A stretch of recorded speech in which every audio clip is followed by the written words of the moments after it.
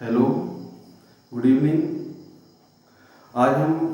आज के इस लेक्चर नंबर 9 में हम लेकर आए हैं differential equation of higher order with constant coefficient के अंतर्गत चौथा case when q equal to e की power ax into v।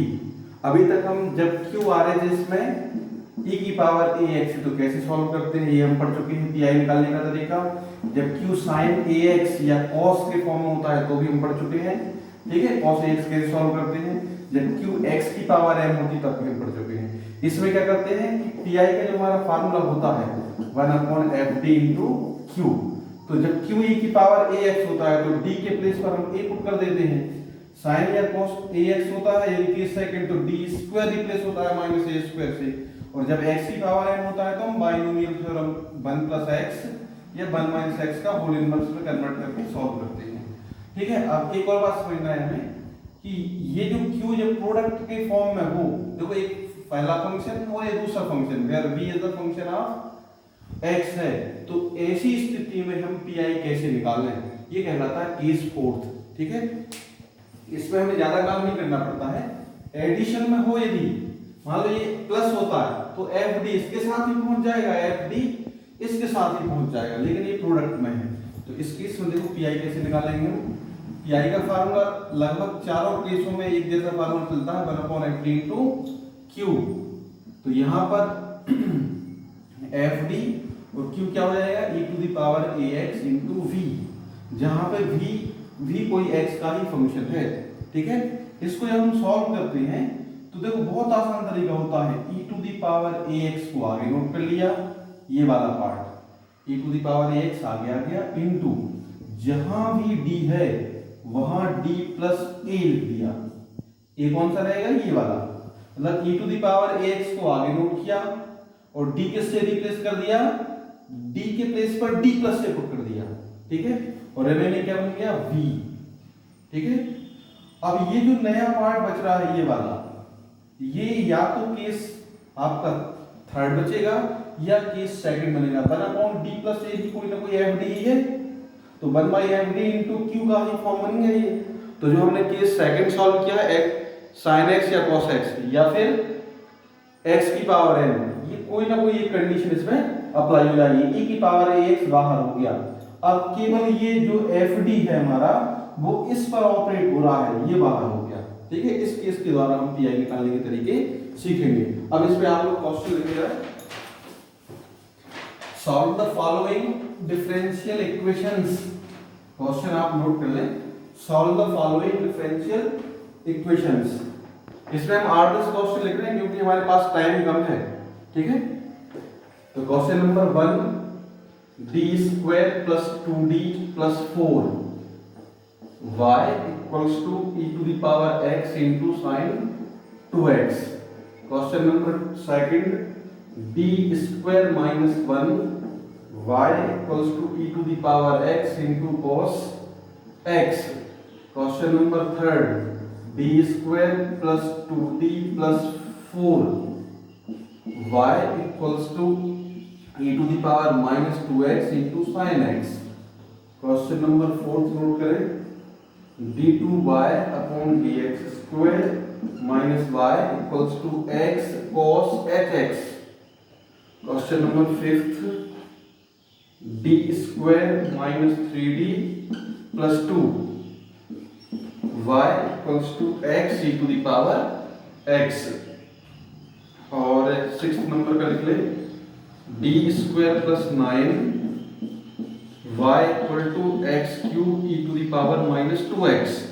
And question number 7 d² + 2d + 1 y = e to the power -x into sin x। ये 7 question board पर लिखे हुए हैं। अब इनमें से हम कोई सा भी करवा सकते हैं, इसमें इनके नंबर से नहीं है, आप लोग ढूंढ लेना कि कौन सा क्वेश्चन है। और जब भी आप वीडियो से देखना चाहें घर में जब आप पढ़ाई करें तो एक बात जरूर ध्यान रखें कि आप कॉपी और पेन लेकर देखें। देखो देखने से आपको पूरा समझ में आएगा, लेकिन जब आप सॉल्व करेंगे तो इससे अच्छा ज़्यादा बेहतर आपके पास रिजल्ट मिलेंगे आप। इसलिए पेन कॉपी को जरूर लेकर चलें और इन सारे क्वेश्चंस को आपको सॉल्व करना है।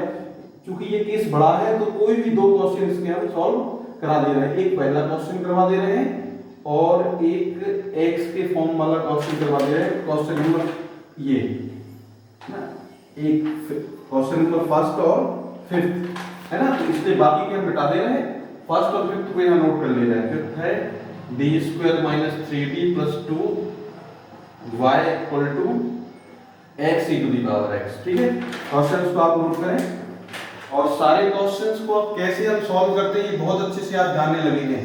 सीएफ निकालना है और पीआई निकालना है। ठीक है, तो जो प्रीवियस लेक्चर में आप पीआई के बाकी के केस देख सकते हैं।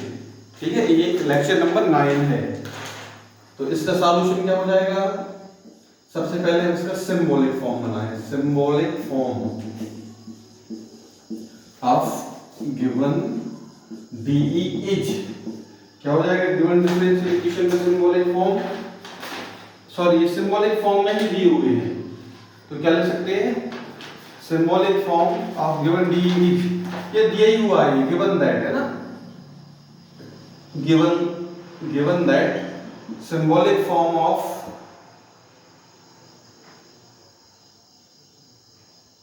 या कुछ भी लिख लो, symbolic form of given d is, ठीक है, given that यहां भी लिख दिया है d square plus 2d plus 4, d square plus 2d plus 4 वह है y equal to e to the power x into sin 2x। ठीक है, इट्स ऑक्सिलरी इक्वेशन निकालना है हमें। इट्स ए क्या होगा, M square plus 2m plus 4 equals to 0। इसको सॉल्व करके इसके हम रूट निकालना है।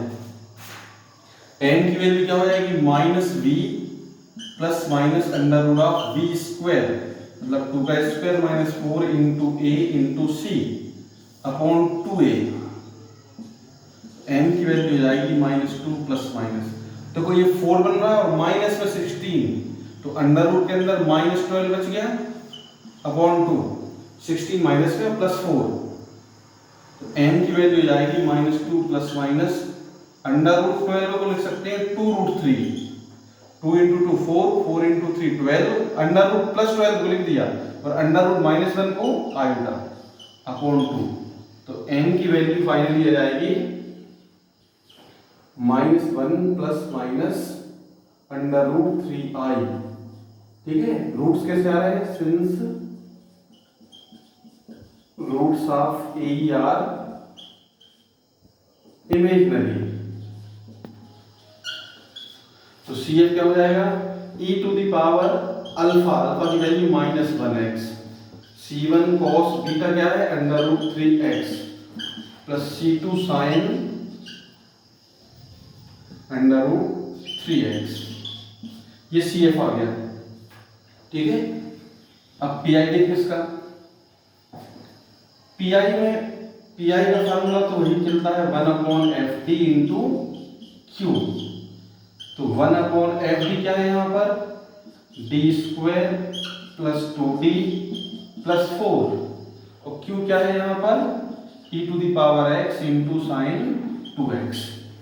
अब देखो यदि बीच में प्लस होता, यदि बीच में प्लस होता तो ये 1 अपॉन एफ डी ई की पावर x के साथ भी चला जाता और ये इसके साथ भी चला जाता और दो केस अलग अलग बनते हम सॉल्व कर लेते, पर ये क्या है, प्रोडक्ट में है, मतलब e की power ax into v function of x, तो ये कौन सा केस बन गया, फोर्थ। इस मेथड में कैसे सॉल्व करते हैं हम, देखो बहुत आसानी से, e की पावर x को आगे ले लो, e to the power x को आगे नोट कर लिया इंटू 1 अपॉन, जहां भी d है, जहां भी d है वहां क्या हो जाएगा, d प्लस a, तो a की वैल्यू क्या है, 1x है, तो जहां भी d आ रहा है वहां d प्लस a लिख दो, तो d प्लस 1 का whole square plus 2 d plus 1 plus 4 और बाकी v क्या बच गया, sine 2x, e to the power ax आगे आ गया और d किससे रिप्लेस हो गया, d प्लस a से, e की पावर ax वाले a से होता है। ठीक है, यहाँ साइड में फार्मूला जरूर लिखना कि 1 upon F D e to the power ax into v हो, तो e की पावर ax को आगे लिखते हैं और d कन्वर्ट हो जाता है d प्लस a में और बाकी v बच जाता है।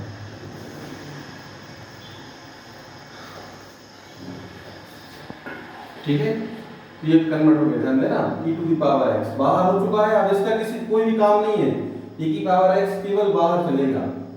अब ये ब्रैकेट ओपन कर लें, ठीक है, ब्रैकेट क्या हो जाएगा d प्लस 1 का होल स्क्वायर मतलब d square plus 2d plus 1 plus 2d plus 2 और plus 4 into e to the power into sine 2x। तो ये d e to the power x 1 upon, ध्यान देना ये d स्क्वायर है, 2d क्या हो गया 4d हो गया, plus 1 plus 4 3 plus 4 7 sign 2x। ये कौन सा केस बन गया हमारा, बाकी का remaining part case second sine या कॉस बन गया, ये तो बाहर चल रहा है। और इस मेथड में क्या करते हैं हम केवल d स्क्वायर को रिप्लेस कर पाते हैं साइन या कोसाइन में, ठीक है, तो केवल d स्क्वायर रिप्लेस हो पाएगा, d रिप्लेस यहाँ पर नहीं होगा। तो यहां से देखो e की power x 1 upon d square को किससे रिप्लेस कर दें, a के स्क्वायर से sin ax, तो माइनस a स्क्वायर मतलब minus 2 square plus 4d plus 7 into sine 2x। ये अब बाकी का जो पार्ट बचा था ये कौन सा बच गया था, केस सेकंड, तो केस सेकंड जैसे इसको हम सॉल्व कर देंगे e to the power x। अब देखो ये बचा 4d और माइनस 4 है, ये देखो ये माइनस पर स्क्वायर नहीं है, केवल 2 पर स्क्वायर है, तो माइनस 4 प्लस 7 तो प्लस 3 बच गया इंटू साइन। अब इसको सॉल्व कर लें e to the power x। अब देखो ये अकेला केवल कांस्टेंट में कन्वर्ट हो जाता तो यही pi हो जाता, अकेला d बचता मतलब 4d, ये 3 नहीं आ रहा होता प्लस, तो इसको इंटीग्रेट कर देते हम, लेकिन ये क्या बन गया d प्लस अल्फा का फॉर्म, तो इसको रेशनलाइज कर देंगे मतलब 4d minus 3 upon 4d plus 3 into 4d minus 3 into sine 2x।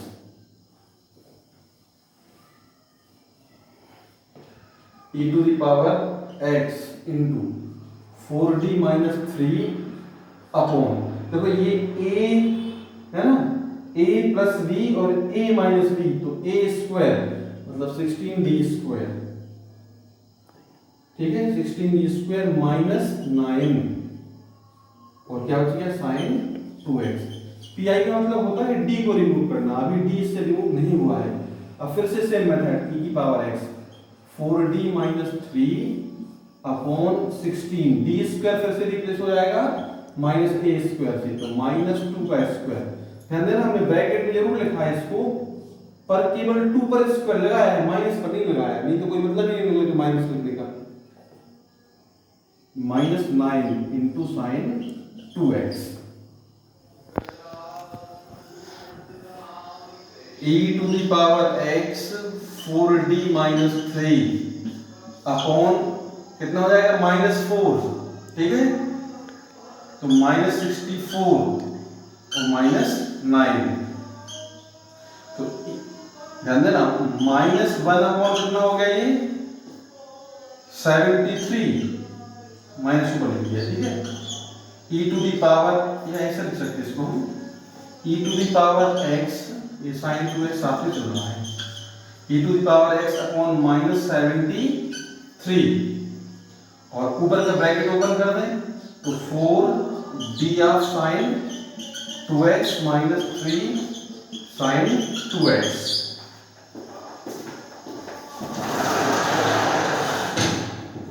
ठीक है। तो ये हो जाएगा e to the power x upon minus 73। अब 4 d ऑफ साइन x मतलब साइन x का डिफरेंशिएशन, ये हो जाएगा cos 2x और 2x का 2 माइनस 3 साइन 2x। तो फाइनली pi क्या आ गया, pi आ जाएगा इसका 8 हो जाएगा ये ना, minus 1/73 e to the power x in bracket 4 in bracket हो जाएगा 8 cos 2x minus 3 sin 2x। Hence complete solution y equal to CF plus PI। अब दोनों चीजें आपके पास हैं, CF हम पहले निकाल चुके हैं, PI याद है, दोनों का एक लिख देना, ये कंप्लीट सॉल्यूशन हो जाएगा, ठीक है। अब जल्दी से देखें, क्योंकि जल्दी हमें समाप्त करना है इसको, वीडियो की साइज बड़ी हो जाती है तो अपलोड होने में प्रॉब्लम होता है। ठीक है, सॉल्यूशन नंबर सेकंड। ठीक है, इसको कंप्लीट कर लेना आप लोग। अब देखो इसको सॉल्व करें। Given differential equation is of the form, या given equation in symbolic form is this. Okay, तो सॉल्यूशन में क्या लिखे हम, इस तरफ से स्टार्ट कर रहे हैं। ठीक है, solution number fifth. Given DE या डिफरेंशियल इक्वेशन इज क्या है, D square minus 3d plus 2 y equal to x e to the power x. ठीक है, इट्स ऑक्सिलरी इक्वेशन क्या हो जाएगा, m square minus 3m plus 2 equal to 0। D के place पर m पुट कर दिया, m की वैल्यू जाएगी minus b plus minus under root of b square minus 4ac upon 2a। तो m की वैल्यू जाएगी 3 प्लस माइनस 1/2 प्लस साइन लेंगे तो जाएगा 2, माइनस साइन ले लेंगे तो 1। रूट कैसे आ रहे हैं, real and distinct, since roots of e are real and, तो CF क्या आएगा, C1 e to the power 2x plus C2 e to the power x। देखो ऑक्सिलरी इक्वेशन के रूट रियल एंड डिस्टिंक्ट इस तरीके से दिए जाएंगे। ठीक है, इसके पहले क्वेश्चन में हमने इमेजिनरी का देखा, रियल एंड इक्वल का आप देख ही चुके हैं, मतलब 4 तरीके से दिए जा सकते हैं कि रूट या तो रियल आएंगे। ठीक है, ये आपको बहुत अच्छे से मालूम है, इसको छोड़ रहे हैं। अब देखो पीआई कैसे निकालते हैं इसका। पीआई का फॉर्मूला होता है PI equals to 1 upon F D into Q. तो ये है एफ डी। ठीक है, तो क्या हो जाएगा, 1 upon F D D square minus 3d plus 2, ये है x e to the power x.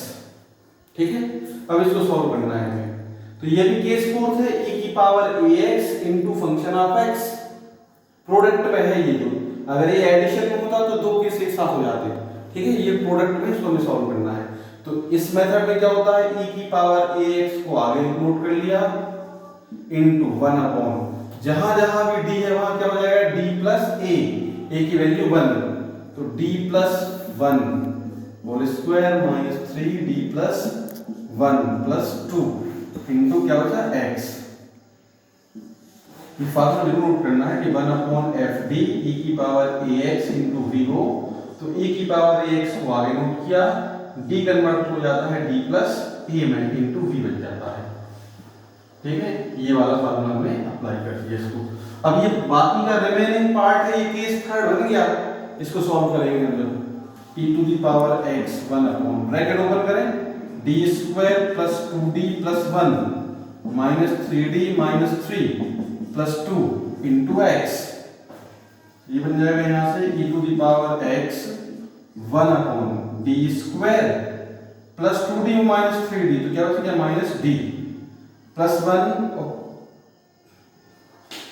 ध्यान देना ये प्लस 1 और प्लस 2 प्लस 3 और माइनस 3 कैंसिल हो गए, तो ये तो सीधे सीधे आ गया 1 upon D square minus D, और कांस्टेंट टर्म कैंसिल हो गया। ठीक है, अब यहां पीआई निकालने का तरीका हमारा ये e की पावर x बाहर हो गया। ठीक है, अब क्या बचा हमारा 1 upon F D into x, और जब भी x होता है तो कैसे सॉल्व करते हैं हम, बाइनोमियल एक्सपेंशन के द्वारा। तो कांस्टेंट टर्म को कॉमन लेते हैं, पर यहां कांस्टेंट टर्म नहीं बचा है, मतलब हम d को कॉमन लेंगे, मतलब हम वो उस टर्म को कॉमन लेते हैं जिसकी पावर सबसे कम हो। कांस्टेंट में क्योंकि 0 होती है पावर, इसलिए हम उसको ले लेते हैं। तो यहां ध्यान देना, e की पावर x बाहर है इनटू 1 अपॉन, यहां से माइनस d को कॉमन लिया हमने। माइनस d को क्यों कॉमन लिया, क्योंकि हमें 1 चाहिए, 1 प्लस 1, तो 1 बचा, और ये बच गया माइनस d। ठीक है, और ये चल रहा है यहां से x, e to the power x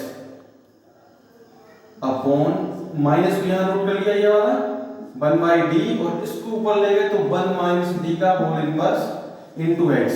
इसके लेक्चर नंबर 7 में एक छोटी सी मिस्टेक हो गई थी, यहां से हमने कुछ कॉमन लिया था जो भी कांस्टेंट था, ध्यान देना पिछला क्वेश्चन था कुछ ऐसा +4, तो हमने 4 को कॉमन लिया तो यहाँ अपॉन में 4 आ गया, उसके जगह पे शायद नेक्स्ट स्टेप में 2 लिख दिया था। तो उस लेक्चर नंबर 7 की लास्ट में देख लेना, जहां 4 के प्लेस पर हमने 2 नोट कर दिया है, तो उसको आप 4 कर लेना, ठीक है। लेक्चर नंबर 7 में एक मिस्टेक हो गई थी, उसको सुधार लेना। तो ये 1 बाई डी देखो, ये माइनस यहाँ नोट कर लिया, e की पावर x, ये ध्यान रखना है हमें कि ये जो d है वो केवल इस x के लिए है, इस e की पावर x के साथ कुछ भी नहीं है, ये बाहर हो चुका है पहले से, ठीक है। तो e की पावर x ये माइनस के लिए नोट कर लिया 1 बाई डी, और ये ऊपर गया 1 माइनस डी तो होल इनवर्स इनटू x हो गया, minus e to the power x 1 by D. इसको 1 माइनस x का होल इनवर्स क्या हो जाएगा, 1 plus x square plus and so on into x। ये 1 माइनस x का होल इनवर्स होता है 1 plus x square up to and so on minus b to the power x 1 by D, ठीक है। अब ध्यान देना x की पावर 1 मतलब एक बार में x का डिफरेंशिएशन 1 हो जाएगा और दूसरी बार में 0, तो मतलब यहां पर d की पावर 2 अगला होगा d की पावर 3, फिर d की power 4 up to and so on, infinite terms है इसमें। लेकिन x का डिफरेंशिएशन केवल एक बार में, d का मतलब dy बाई dx कांस्टेंट हो गया, दूसरी बार में या उससे ज्यादा वाली पावर में सभी में 0 हो जाएगा, इसलिए हमें हायर ऑर्डर टर्म्स को छोड़ देना है। और कितने छोड़ते हैं, जिनकी पावर होती है 1 है तो d तक लेंगे, x स्क्वायर होता तो d स्क्वायर तक वाले टर्म लेते, x क्यूब होता तो d क्यूब वाले लेते up to and so on, ठीक है। ये नोट कर लेना, on leaving higher order terms e to minus e to the power x 1 by d। देखो ब्रैकेट ओपन करें तो क्या हो गया, ये x और plus d of x minus e to the power x 1 by d, ये हो जाएगा x प्लस 1, ये x और d ऑफ x मतलब डिफरेंशिएशन ऑफ x 1। अब एक बात और समझना है आपको, minus e to the power x, अब ये 1 बाई डी केवल इस पे ऑपरेट होना है, ठीक है, और d का काम है डिफरेंशिएशन करना, और 1 बाई डी का काम इंटीग्रेशन, तो इसको हम इंटीग्रेट कर देंगे, integration of x plus 1 dx। लेकिन ये ध्यान रखना है कि ये केवल इसका इंटीग्रेशन करेगा, उसके पीछे नहीं करेगा, ये बाहर है। तो minus e to the power x का इंटीग्रेशन हो गया x स्क्वायर बाई 2 प्लस 1 का x, ये आ गया हमारा pi। Hence complete solution